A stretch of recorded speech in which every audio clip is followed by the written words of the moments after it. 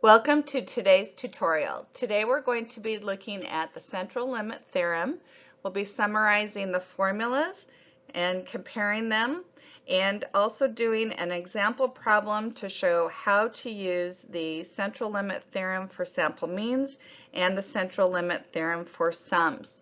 See the links below for the online calculator that we will be using for the normal distribution, as well as a link to the full tutorial that goes over the central limit theorem. The central limit theorem tells us if the sample is normally distributed or has a sample size greater than 30, then the sample means and the sum of the sample means will be normally distributed. Let's look at how the central limit theorems compare to the formulas for the normal distribution. So for a normal distribution, we see that the distribution is dependent on the mean and the standard deviation.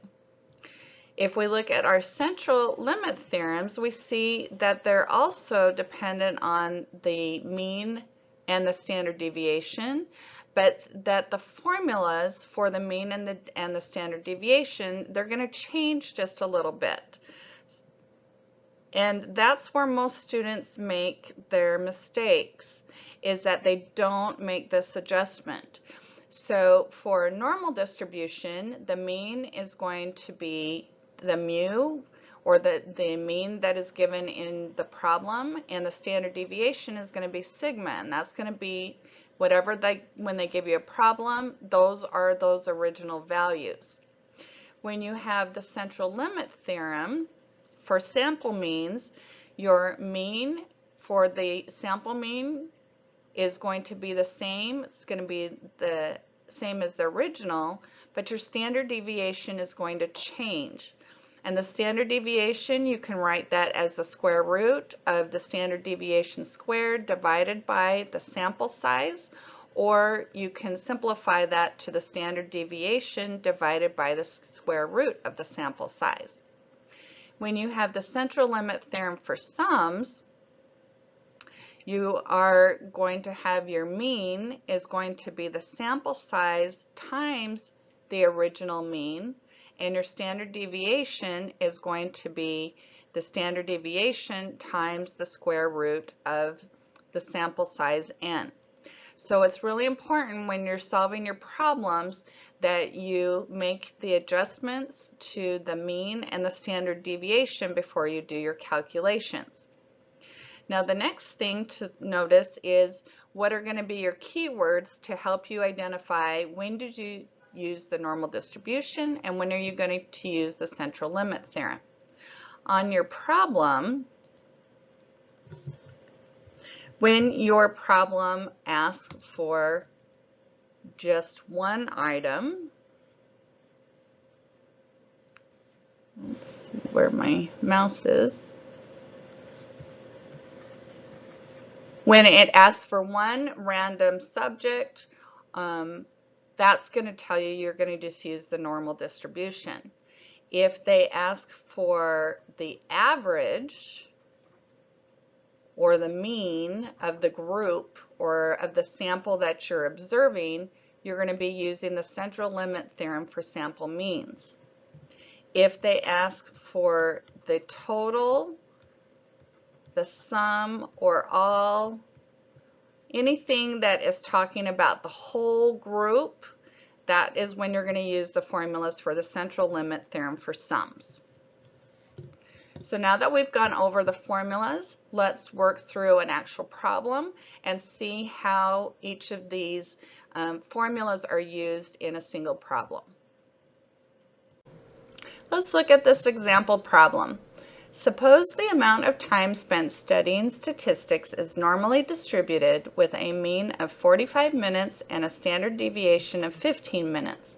A teacher randomly observes 10 students. Round your answers to 4 decimal places. So let's begin by noting what information they give us in this problem.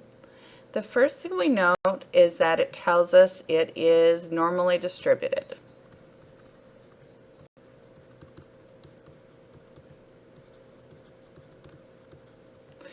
Then it tells us that we have a mean of 45 minutes, a standard deviation of 15 minutes, and we are observing 10 students. So that means our sample size is going to be 10. Now that we've collected our data, let's go ahead and solve some problems. The first one is, what is the distribution of x? Well, the problem has told us that it is normally distributed, so we're going to write the distribution for a normal distribution. And a normal distribution is the x variable, tilde, and for normal, and it is dependent on the mean and the standard deviation. So that's our formula for the distribution of a normal distribution.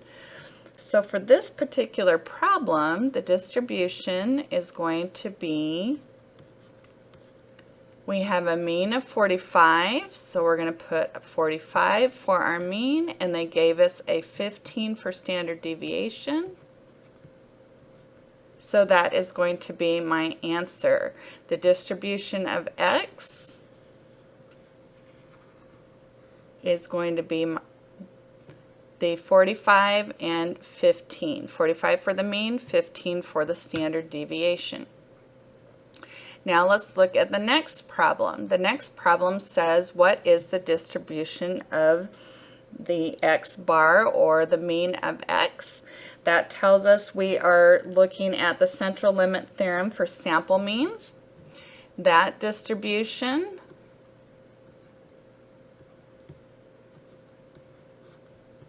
is the normal distribution with the mean of the sample means and the standard deviation of the sample means. So once again, these are all normally distributed distributions, so they're going to follow the same. We just need to make sure that we're adjusting for our mean and standard deviation.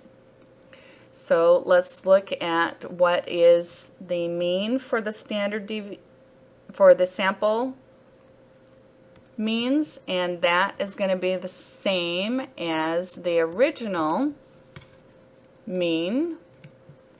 And from our problem, that told us that that was 45.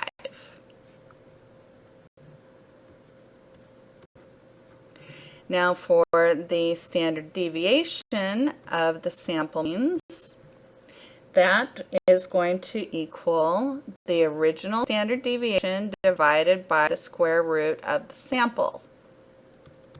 So for this particular problem, we see that we have a standard deviation of 15 and a sample size of 10.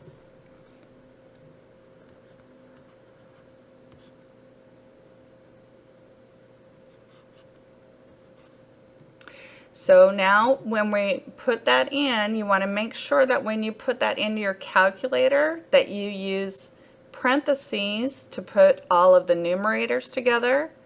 Then you're going to have your division sign, and you're going to put your denominator all together. But if you're using a calculator or any type of computer software, typically they're gonna read that as a straight line, and so you want to make sure you have parentheses to put everything together.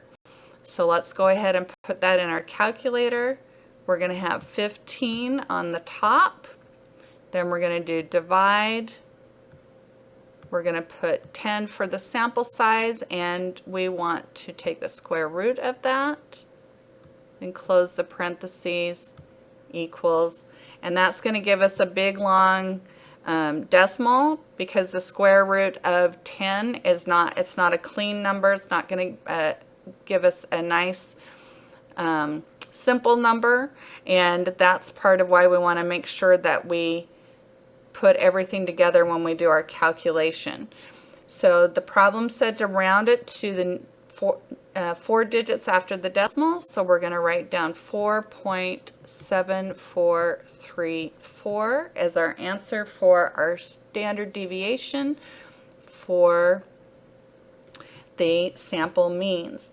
So now that we have calculated our mean and standard deviation for the sample means, we're going to put our answer in. That's going to be that we want the X bar for the sample means. It's normally distributed. Now we have our adjusted mean and standard deviation. So the mean is going to be 45.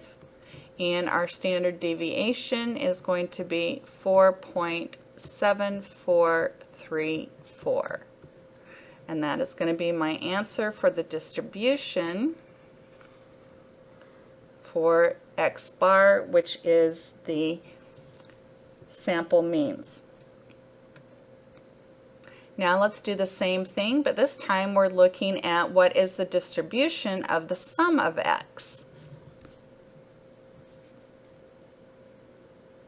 So once again, that formula for is going to have the sum of X.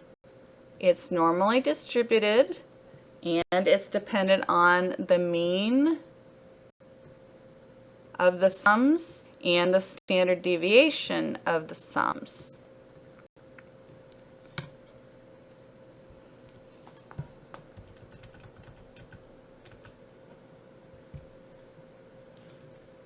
So now we need to get the mean and standard deviation for the sums.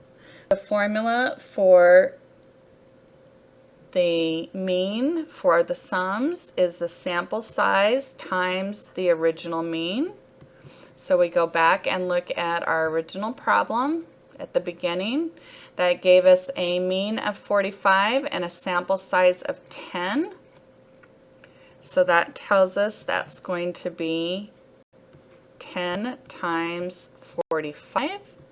So that's going to be a mean of 450. Then to get the standard deviation for the sums, that formula is the original standard deviation times the square root of the sample size.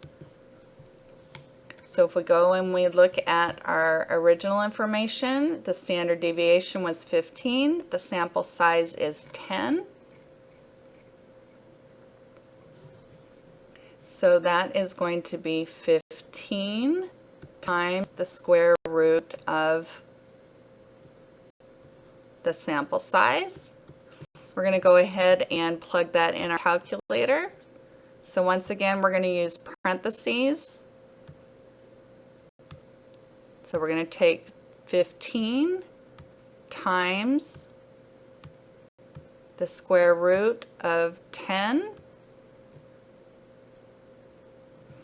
So to write that out on, when you're putting it in your calculator, you want to make sure you're using parentheses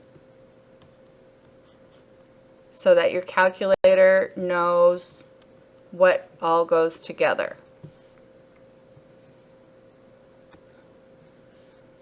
And that is going to give me 47.434, and we're going to round that last digit so that I have 4 digits after the decimal. So that gives me my distribution of the sum of X, or the distribution of the sums, is going to be normally distributed with a mean of the sums of 450 and a standard deviation of the sums of 47.4342. And that would be my answer for the distribution of the sums.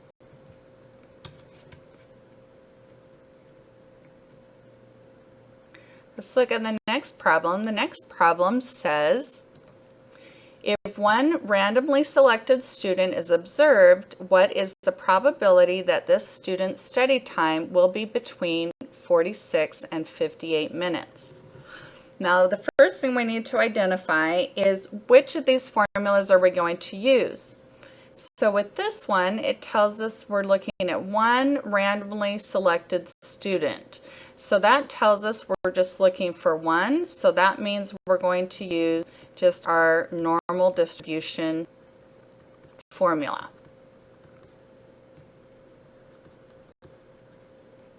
And we want to know, is it going to be, what is the probability? So we're solving for probability. And we want to know, is it going to be between 46 and 58? So what are the things that we need to know in order to solve this? We need the original mean. We need the original standard deviation. So let's get that from our formula. So we go up here. We have a mean of 45, standard deviation of 15.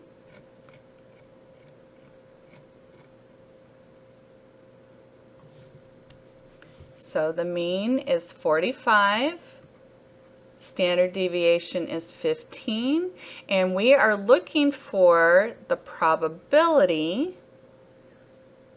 that our x value is going to be between 46 and 58.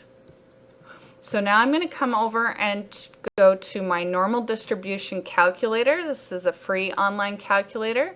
I'm going to click on my normal distribution button. I'm going to put in my mean. So the mean is going to be 45.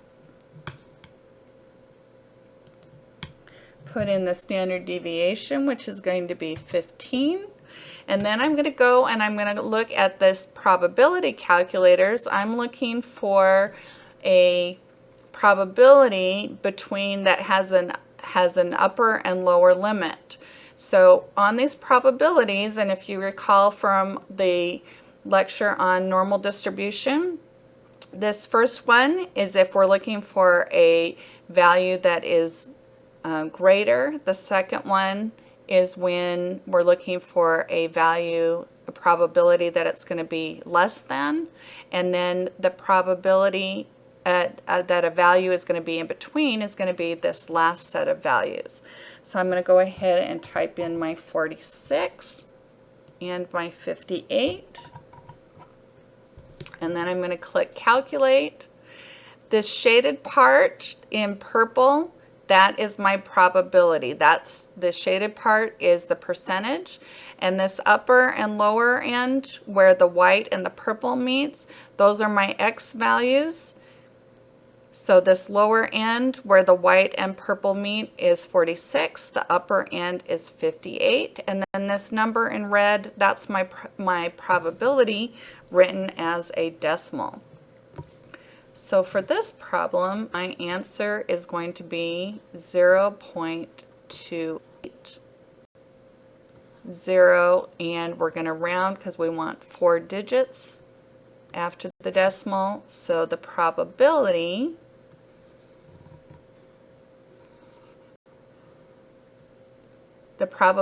that a randomly selected student is going to have a study time between 46 and 58 minutes is going to be 0.2804, which would be the same as saying that there is a 28% probability that the student's study time is going to fall between those two time zones. Now let's look at the next question. The next question says, what is the probability that the average study time of the 10 observed students is between 46 and 58 minutes? So this question sounds like we're looking for the same thing, but you'll notice we have right here, this word average tells us we're going to be using the Central Limit Theorem for the means. Once again, we're going to be looking for the probability between the 46 and 58 minutes. So you'll notice that these two problems are almost identical. They're looking for, this first one was one randomly selected student, So that tells us we're just using the regular normal distribution. And the second one is looking for the average study time of the 10 students. So this one tells us we're going to use the central limit theorem for the means. So we're going to do the same thing, almost identical as what we just did, but we need to make sure that we adjust the mean to be the mean of the sample means and the standard deviation of the sample means. So we're going to go back to our problem where we solved for those distributions, and we got a sample mean of 45 and a sample standard deviation of 4.7434. So we're going to write down those values, and then we're going to plug those into our calculator. So our mean was 45 and our standard deviation was 4.7434. So now once again we're going to be looking for the probability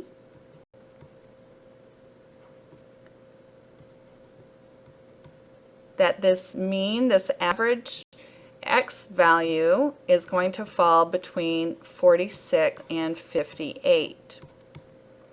So when I go to my calculator, I've already got the probability set. Those numbers are the same as the last problem, so I can just leave those, but my mean and standard deviation need to be adjusted to adjust for doing the central limit theorem. So the mean is the same, but my standard deviation is different. So I need to adjust that to 4.7434. Then once again, I'm going to hit the calculate button. And now it's going to give me the probability that the average study time of the 10 students is going to fall between those numbers of 46 and 58. So my answer is going to be 0.4134 when I take it to 4 digits after the decimal. And then this is going to be the answer for my probability.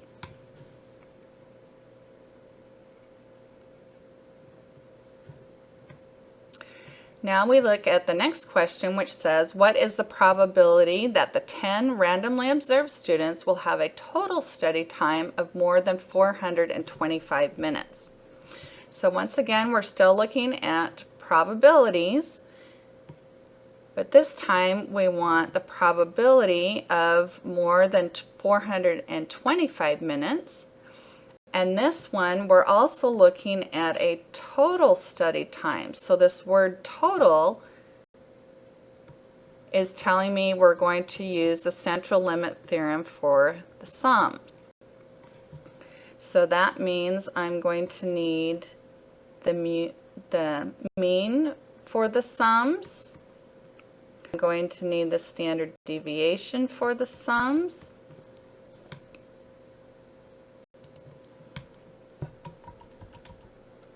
And I'm going to be looking for the probability.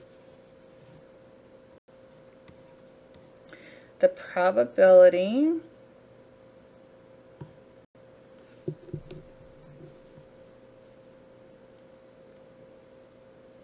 that my X value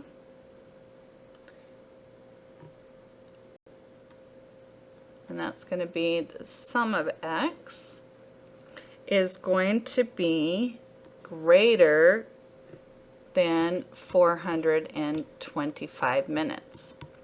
Okay, so let's go ahead and look. We're going to go back to the problem where we solved for the mean and the standard deviation for the sums. So that tells us we're going to use a mean of 450 and our standard deviation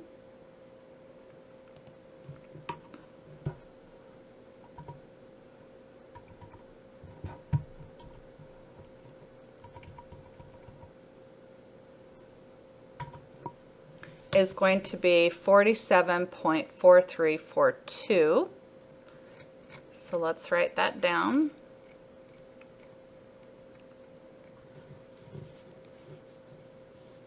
So this was 450. This was 47.4342. Now we're not looking for something in between. Now we're going to look for the value where x is, we want the value where x is greater than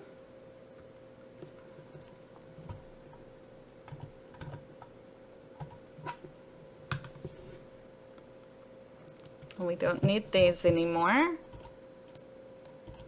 I'm going to click on calculate, and we know that we have chosen the correct probability because the shaded area is to the right, so that tells me I'm looking at the numbers or the probabilities that are going to be greater than my x value. So my x value, that 425, is where the white and the purple where they intersect, and then the shaded is that percentage.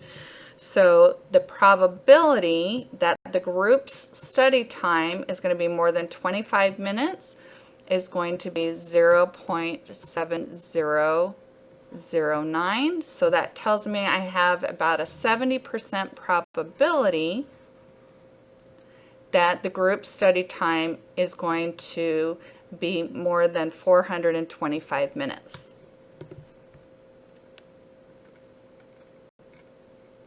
Now our next question says, is the assumption of normal necessary? And our answer is going to be yes.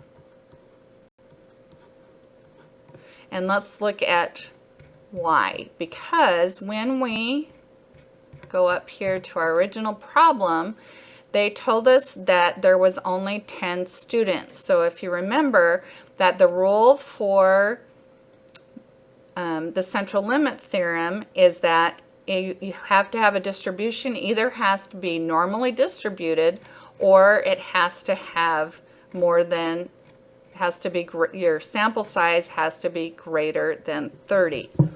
So for the central limit theorem to be true, or in order for us to use that, it either has to be normally distributed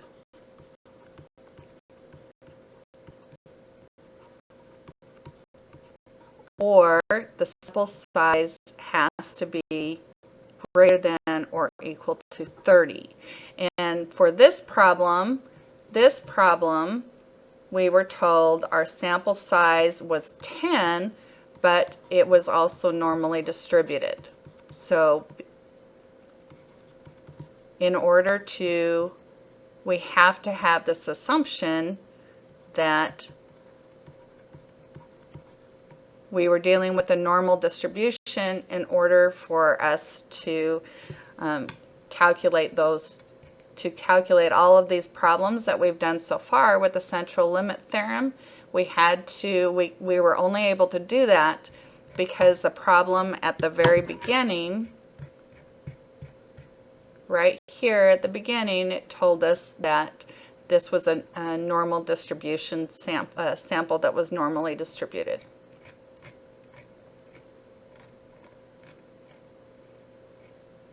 Okay, let's do one more problem. The last problem says extra credit will be given to the group of 10 students with a top 5% of the total study time. What is the least total study time that a group can study and still receive extra credit? So what this is telling me is that I'm looking for the top 5%. So I want to know, what is this value right here? That's what I'm looking for. That's what this problem is telling me. So I'm looking for the top 5%, and it's telling us we want the total study time, and we want to look at the group of all of the students. So this is telling me I'm going to be using my CLT of the sums because I'm looking at all of the students together. And this one says, what is the least total study time? So that number right here, that's what this value is right here. We want to know of this upper 5%, what is the smallest number or the lower boundary of what that value is. So for this problem, I'm going to need the mean of the sums. I'm going to need the standard deviation of the sums. And excuse me, for this, what I'm looking for is I'm looking for the probability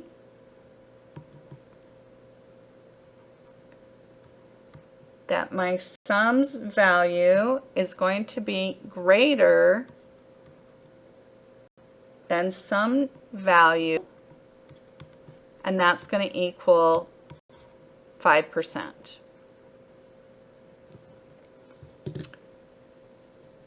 So let's write in our mean for the sums, which was 450. Our standard deviation is 47.4342. So we've already got the mean and the standard deviation from our last problem. I'm going to go ahead and this time, instead of looking for a probability, they've already given us the probability, and we're looking for the x value. So we're going to use this other column where we have inverse probability. We're looking for the least amount, or what is the smallest value that's going to give me my upper percentile of 5%. So we see that we've got the percentages correct. This is shaded in purple is going to be my upper 5%, and then this value in red is going to be what that number is. So the K value, or the least value that's going to satisfy that percentage or that percentile is going to be 528.0223. And that's going to be my answer. Okay, so that should give you everything you need to know in order to solve your problems for the central limit theorem. You can also, if you want more assistance, I have videos. I have a full tutorial on central limit theorem, as well as the videos on the normal distribution, where it goes over in more detail all of these probabilities and solving for probabilities and percentiles. So the thing to remember with the central limit theorem is that when you are calculating your probabilities or your percentiles, you're going to solve them exactly the same way that we did with the normal distribution. You just have to adjust your mean and your standard deviation to either be the mean and standard deviation for the sample means or the mean and standard deviation for the sums. I hope you have found this helpful. See the links below for additional supports and resources. You will also find the link to the normal distribution calculator, the central limit theorem full tutorial, and the normal distribution tutorials on how to solve for probabilities and percentiles. Thanks for watching, and I'll see you at the next video.